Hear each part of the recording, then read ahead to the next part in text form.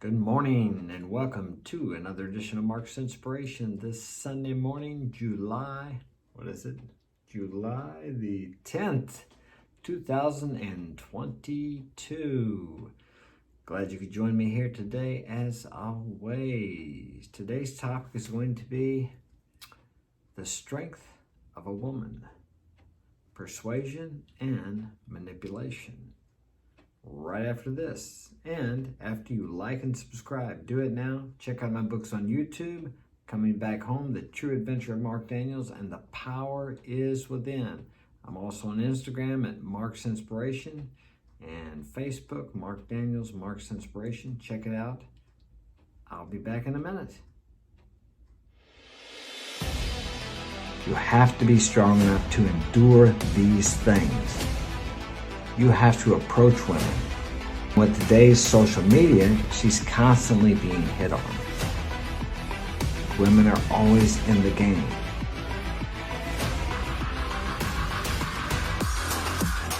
You have to stay focused.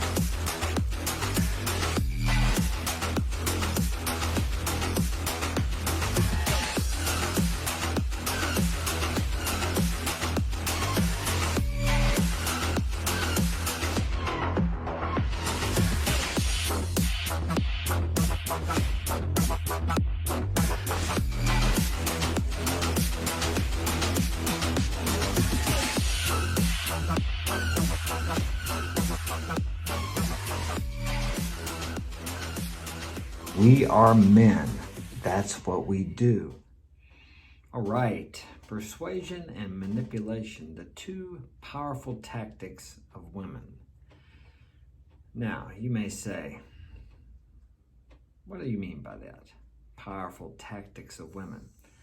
I'll tell it to you like this. For thousands of years since we've been here, women have used persuasion and manipulation. Actually, persuasion and manipulation, they're really the same thing, but it depends how it's used. People look at it, if you manipulate someone, that seems to be connotated as something bad. But if you persuade someone, that seems to be something that's good. But it's actually the same thing. It just depends how you use it. But women have used this for centuries. If you look back through history, you'll see where some great men were brought down by the persuasion of a woman, or manipulation in that case, and where some great men were able to rise because of the persuasion and the encouragement of a powerful woman.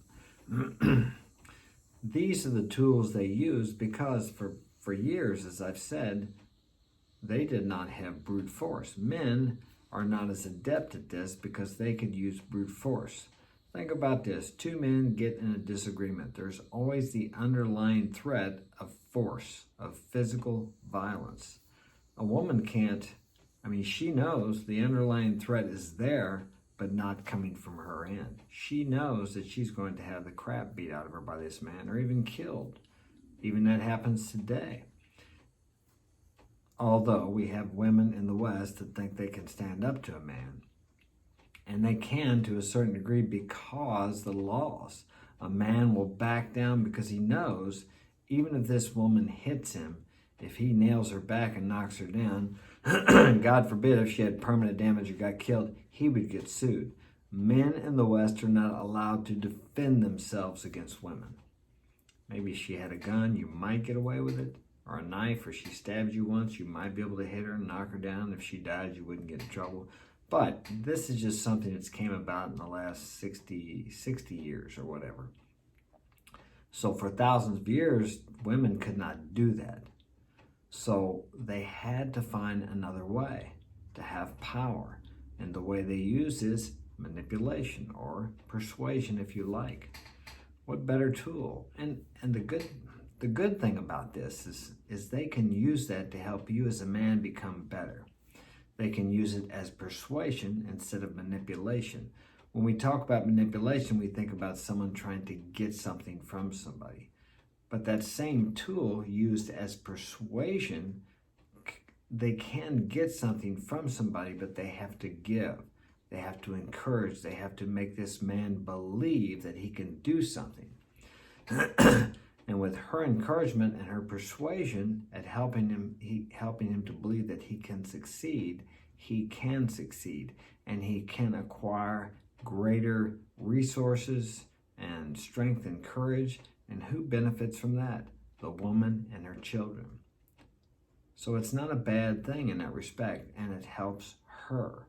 Of course, men can use persuasion and manipulation too, but women are more skilled at it because they have had to use it. It's more or less evolutionarily programmed within them. They're kind of genetically designed more. They've used it for thousands of years, where men relied on their brute force when all else failed. Women rely on manipulation. And it's a powerful thing, especially when they combine the manipulation, the persuasion with sex. You put those two things together against a man, and as I've said, in history, many great men have fallen by the persuasion of a woman. Think about that. So now when you're dealing with women, and they think differently than you and I do, they don't look at this as something terrible or bad or even manipulative. It's just the way they are. Don't get angry at a woman if she's dishonest with you about something, because their ideas of dishonesty are not the same as yours, us men. They think differently. For example, if they see you going out to do something, and if they love you and they think you're going to get hurt, they may tell you something that is not true just to keep you from going to do it, because they're afraid you might get hurt, and thus they would be without a man. So they're not doing it. You could call it self-serving. First, they don't want you to get hurt. Second, they don't want to be without a man. Okay, so they may tell you something that's not true. Let me think of an example. You're getting ready to go to work, and you're going to take a big risk today, a risk that could cost you your life. Now, she could encourage you, or she may try to discourage you, tell you that you don't look like you feel well, something's wrong. Maybe you should wait to do this. So she could try to persuade you, or maybe she'll try to get you back in the bedroom and make you delayed and late for your appointment, to where you will miss this event that you're supposed to go to. I've had women try to get me to have sex before fights, because I would always wait like 30 days, or I would abstain from any kind of sex or anything like that before I fought in 30 days. And I would have women try to get me to have sex with them. And I won't say that they were trying to ruin my chance to win the fight, but it gives them a feeling of power. If they can get you to do something that goes against your code of morals, now in this way you would call it manipulation, because that's not empowering you. Okay, and it's not helping her either, because if you fall, then she has no support either. She loses you. And she also loses respect for you. If you go against what you plan to do, against your beliefs, against your code, and she can get you to do that, she'll feel good about that at first, that she was able to, but she will resent you and disrespect you later on. I read something today from Afi Kingdom's book. You know what? I should go get the damn thing. But anyway, I don't know if I can remember it verbatim, but it said, he talked about Freddy Krueger in horror movies, how Freddy's power came from men's fear of him. And a woman's power comes from your fear of losing her. That's where her power comes from, your fear of losing her. You should always, without any hesitation, be able to allow your girl to walk out that door. Now, you may not want her to go, but you should be able to let her go unemotionally. Now, if she leaves and goes down the road, you can cry all you want to. But you should be able to control your emotions until you're in the proper place, state, and position where you can express them. Do not stuff your emotions, but you as a man should be able to control when and where you express those emotions. Okay, and also, you should be able to walk out that door yourself without a moment's hesitation. And by doing this, you're not hurting anyone, and you don't do this to get to her. You do this for yourself, to strengthen your inner man. I had a situation here this weekend. I was going to Punta Cana with this beautiful girl. We've traveled different places in the world together. Actually, I went out with her for a couple years, 2 years ago. And I went to Mexico with her, about 4 weeks ago. Had a great time. Hadn't seen her for 2 years. It was good, okay? So I thought I wanted to go to Punta Cana because I'd never been there. I've been a lot of places in the Caribbean, but I have never been there. So I said, hey, you down to go? Yeah, she wanted to go. So I booked my flight and I booked the hotel, and I told her, I said, be available between 9 and 9:30 tonight. I said, I'm going to call you to book your flight. I want you to proofread it, because I booked a lot of flights, and sometimes you don't see your own mistakes. And then once you make a mistake on your reservation, it's a pain in the ass to change it. So, because I made mistakes on it before. The last time we flew together, I had her look at it, and I had a mistake on there. So I changed it, everything was cool. So anyway, I got back home from a meeting at about 9, and I texted her, no reply. So I waited 10 or 15 minutes, and I called her. Well, I called her the first time, and the phone rang 3 times, and then it cut off, which usually means someone hung up. But sometimes with cell phones, there's problems, so maybe not. So I called her again. This time it rang once or twice and then cut off. So I'm thinking, she's not answering the phone on purpose. She's shutting it off. But I'll call her one more time just to make sure. I don't usually ever call her. We just text usually. We have FaceTime once in a while. So I called her one more time. That thing rang about a half a time and shut off. So I know telephone. She's shutting the phone off. She doesn't want to answer. Okay, so here's the deal. I told her what to do. She didn't answer. No trip for her. It's her loss, not mine. Now that may seem a little strict for you guys, but I know this girl and I know women. And if you let them get away with things like that, if you don't check them on that shit, what happens is it gets worse and worse. The disrespect grows. You may want to watch King Dre, Captain Saverbro. He's got a show on the 10 levels of disrespect. And I've experienced many of those, and it gets bad. If you don't check this shit right when it starts, it will continue to get worse. So, the trip's out for her. She made the decision right then. She's not going on the trip. She knows how important respect is to me. So later on, she tells me a message. I just put her on ice. Later on, she tells me that she didn't hear the message. She didn't hear the phone ringing. Well, here's the deal. I know damn well she had the phone with her, as she always does, and she shut it off. I have been with her when she's gotten calls and she just shuts it off. She looks, sees who it is, shuts it off. Now, I'm not her boyfriend. I don't give a shit who she talks to. I just needed her to answer so I could confirm the flight, because I was booking it. And it's a pain in the ass booking flights. I've been doing it for a long time. That's why they have travel agents that do it for you. So anyway, so I didn't say anything to her, and then she just kept messaging me. And eventually she sent me this video explaining to me, her and her brothers looking at their phones, how their phone doesn't work, and she's showing me and all this shit. Anyway, it's a long explanation. I'm not buying it, but I don't say anything to her, because I told her, I sent her a message afterward. I said, you made the decision not to go when you purposely didn't answer your phone. Simple as that. Of course, she's going to deny it. Do you think any woman's going to tell you, yeah, I saw it was you, but I didn't want to talk to you, or I was with some other guy, or I was busy and I just put you off? Well, here's the deal. My time is worth hundreds of dollars an hour, okay? When I'm taking time out to book a flight for you, and I'm spending money and I'm paying for the flight, and you don't have enough respect to answer the phone, and when I told you I was going to call, then you don't need to go with me. It's as simple as that. And all these long explanations really don't matter. Think about this, guys.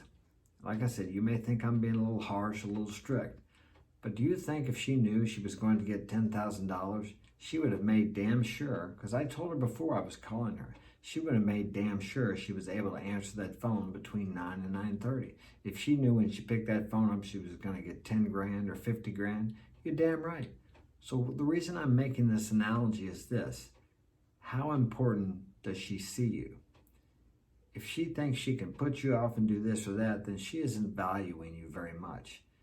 And if you value yourself, you will not tolerate that shit, that disrespect. If you do tolerate it, then you are teaching her how to be treated, how you want to be treated, which is disrespect. You're not that important. If you're not important to yourself, don't expect other people to treat you as if you are important, because we teach people how to treat us. You got to stand up, you got to be a man. There's millions of beautiful women out there. Just get on the internet and get on some of the dating sites and you'll see. Look outside your little area, because there are so many beautiful women out there. And there's one out there that's much better than her. The one that you're madly in love with, or you want to be with, or that you were going to take a trip with, or whatever it happens to be. And she's going to be glad to get your text messages. She's going to be sitting there waiting for your phone call, anxiously awaiting your phone call. I've experienced that before. I've had women that left their countries, their family, their friends, their school, their jobs, just to be with me. And now that's what you want. That's the kind of woman that you want. That is loyalty. And you don't get loyalty by being a simp and letting women walk on you and disrespecting you. Your time is valuable. You are valuable. But until you believe that, no one else will treat you in that manner. And you have to stand up when someone disrespects you or waste your time and tell them so. And not be afraid. It's the fear of losing whatever you want or whatever you have with that woman that keeps you from walking in your masculinity, in your manhood. Remember that. It's up to you. It's the inside man that attracts women. It's great to be in shape, don't get me wrong, because that makes you feel good about yourself. And when you feel good and you feel like you look good, you project that out there. Looks have much less to do with it than how you feel about yourself. Your inner man is what really attracts women. Haven't you seen a man that was like lacking in the looks department with a 10? How do you think that is? Because he believes in himself. He thinks he is somebody. And guess what? When he believes he's somebody, other people believe he's somebody. He acts like he's somebody. When he walks in the room, he knows he is the man. People know he walks in the room and they weren't even looking at it. They turn around, they can feel his presence. Now this is available for you. You can do this. I've done it. But it's a state of mind. You've got to feel like you are that inside to the point to where you are, not just faking it. Now you have to fake it for a while maybe, but when you walk anywhere, you walk in that damn place like you own the place, like you're the most important fucking guy in there, like you are the owner, like I said. And I'm telling you what, when you do that, and even to the point of arrogance, when you do that, you watch and see how people react to you. And do it enough to where it becomes natural. Hold your head up high, hold your back straight, stand up straight, chest out, just like a soldier. And you'll be amazed at how people look at you. Now, you'll be a little uncomfortable doing that at first, but eventually it will become natural. I hear guys talking about, he's a natural. There are no naturals. It's all, I learned what I know. I'm still learning now by listening to King Dre, Alfie Kingdom, Modern Life Dating, John, and many other creators. AV, Alpha Villains, he's good. A lot of those guys. You know, this is a thing of repetition. You need to hear it over and over and over again. And then you blend this knowledge with your life experiences with women now and in the past, and then you gain a wisdom. Don't get angry at women. They're just being who they are. Just like us, we have character traits, characteristics that they don't understand, they don't like. But that's men. Now, we're all different, we're all unique, but we all have certain attributes that are commonplace with men. And they have certain attributes that are commonplace with women. Don't get angry about it. Just learn to accept them for how they are and how to work with them. They're just being women. Do you get mad at a frog for being a frog? Do you get mad at him because when you get close he jumps in the water and you can't pick him up? No, he's a frog. He's going to act like a frog. So a woman is going to act like a woman. So don't get pissed off about it. Just learn the nature of frogs or learn the nature of women. Learn the nature of women. Don't get angry and turn away from women.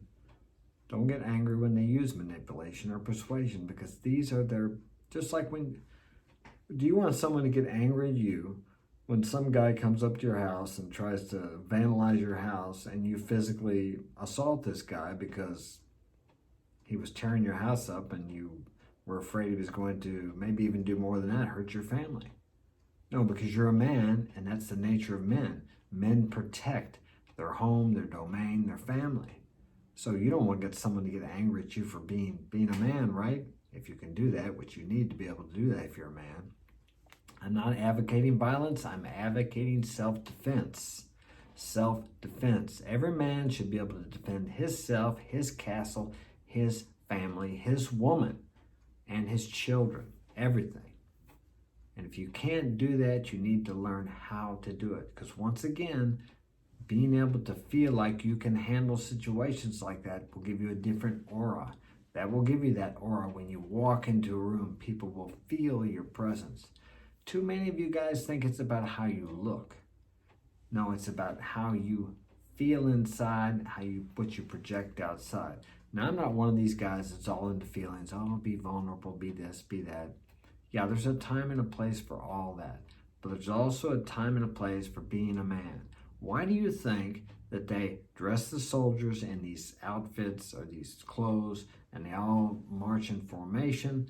They all stand up straight, because this presents power and strength, which is what attracts women. So you as a person, use the Army, the Navy, the Marines, use them as an example when they're in their dress clothes, their dress blues, whatever they're called. And use that, because you will present an aura of power and strength and discipline. These are the things that really attract women. A man who can walk away. A man who's strong enough that he does not need a woman except to procreate. And even then, he's okay if that doesn't happen. Very important. Now, am I saying that's all women are good for? No, I'm not. God, I love my mother. I love the women that I go out with. I had someone calling me a misogynist yesterday, and I'm sure if there are these modern day thinkers, I'll say that, listening to me now would call me a misogynist. How can you call me a misogynist? I'm telling you right now, if I looked out the window and there was a woman out here that I knew and wasn't a troublemaker and some man come up to assault her, I would kick that guy's ass if I could. I would stop him, all right? I've protected my wife and my children physically to the point of I could have got killed. Now, I've lived in third world countries, and most people here in the West don't know how dangerous it is out there in the big world. Okay, I'm willing to put my life on the line for my wife and my kids. Now, how can you say I hate women? I don't hate women. Women have their place. Oh, that really pisses people off. Okay, men have their place, but that doesn't piss people off at all. We all have our place in society, in the world. We were made to work together, to complement each other. That's not belittling women, and it's not belittling men. We are better together if we're working together. We're better apart if we're not working together. That's simple as that. I don't think any woman would disagree with that she's better off by herself than to be with a man who beats her, treats her badly, doesn't take care of her and her kids. I don't think anyone would disagree with that. And a man is better off by himself if he has a woman that is a liability, that doesn't contribute to him and to the family. So these are just common sense deductions. But so many people take it so far, like, oh, you hate women or you hate men. No. I believe we all need to work together. And we all need to stay in our place. Which I think, this is my opinion, you can get all pissed off about it if you're someone listening to it that's out there in that belief system. Who better qualified to raise the kids than the mother of the children? Tell me that. Then if I think that you should be in the home raising your kids, why am I considered a misogynist? Or people tell me to go back to the 13th century. Then you want to tell me that you think your kids are better off being raised by a minimum wage daycare worker with morals and values that you have no idea what they are. You want to tell me that they're better off raised by that person than by you? Then that's demeaning yourself. So if I think women should be raising their kids in the home, then why does it make me a misogynist? And that's just my opinion. You don't have to agree with me. Now, I'm not saying there are some women, I know there are single mothers who have to work. I'm not talking about that. I'm talking about the women who are married to a man who can provide for them and give them a good home where she doesn't have to go to work every day and put the kids in daycare and let someone else raise her kids and imprint their values and morals on your children. I mean, I can't think there's any man or woman out there that wouldn't want his wife raising his kids if he were able to do that. Now, you can't do that if you got the $1 million home, the 2 Escalades in the drive, the boat or the house down at the lake and the boat down there, all this other material shit. Yeah, you both got to work. But what are you telling your kids? You're telling your kids and showing them by example that money is worth more than the time that you spend with them. Money is worth more than the value of having their mother with them to raise them, which is the natural course of things. And I really get some shit about this because that's old thinking. If that's old thinking, then I'm wrong, okay? Let me be wrong. That's okay with me. I don't see how, like I said, I don't see how any mother could tell me that her kids aren't better off being raised with her than someone she doesn't even know. But maybe they're out there. I'm not sure. But like I said, I'm not talking about you mothers who do not have a man who can support you. You have to work, and that sucks. Hopefully you have maybe your mom or someone can help you raise the kids. That would be much better, and I'm sure you would feel better about that too, more confident having your mom. Okay, well, I'm going to get off here now. Thanks for joining me. The opinions expressed are those of myself only and do not necessarily reflect the philosophy of many people, which I'm sure. So I'm going to get out of here. Have a great day. It's a beautiful Sunday. Take care.